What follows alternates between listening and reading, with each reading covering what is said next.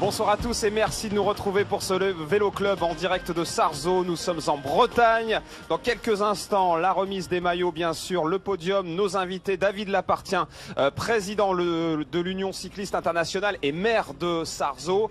On a beaucoup de choses à lui demander, bien évidemment, notamment sur l'affaire Froome. Véritable polémique autour de cela, encore une fois. Et puis Oliver Nassen, qui est le coéquipier Nicolas G. Laurent Jalabert, c'est à vous maintenant pour le podium et la remise des maillots. Oui, le podium protocolaire qui va débuter, Laurent, exactement avec la montée de Fernando Gaviria, vainqueur une deuxième fois. La rivalité entre les deux pays existe depuis longtemps aussi dans le Tour de France, mais avec l'humour belge en prime. La caméra explore le Tour.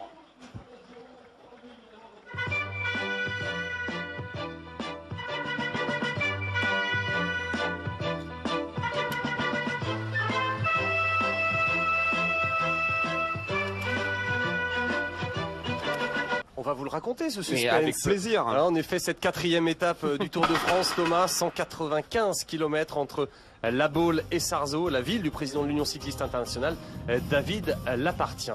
Oui, un aller-retour, on va dire. C'est un petit peu ça. On part vent dans le dos, on revient vent de face et des grandes chances que ça arrive au sprint.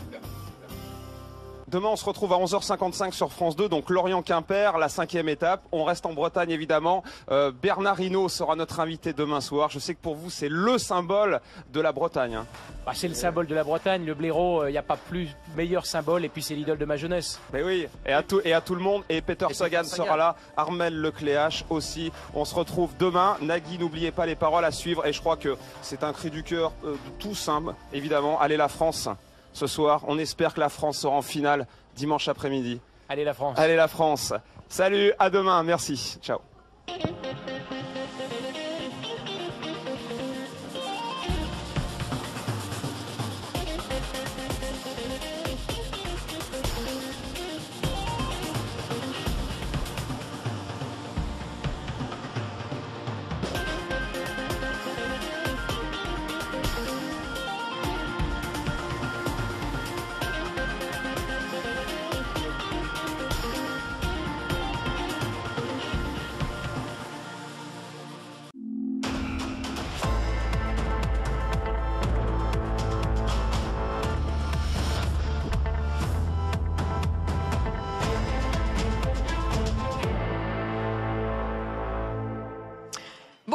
Bonsoir à tous. Merci d'être avec nous en direct pour ce 4e journal du Tour. On est ici à Sarzeau, c'est dans le Morbihan. Une 4e étape du Tour marquée par une échappée belle et un duel France-Belgique avant l'heure. C'est le grand résumé. Francis Marotto, montage Maxo.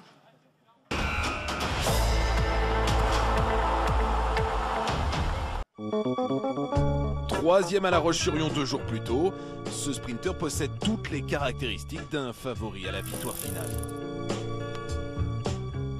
Arnaud démarre 11e de l'étape ce soir. Alors demain, regardez, la 5e étape, le Tour de France reste en Bretagne, de Lorient à Quimper, 204 km 500 avec un profil très accidenté. 5 côtes répertoriées de 3e et 4e catégorie.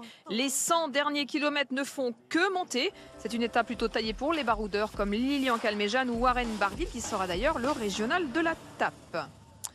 Allez, on se retrouve dans quelques instants pour le reste de l'actualité, tout le sport avec notamment le transfert de Ronaldo qui quitte le Real. À tout de suite.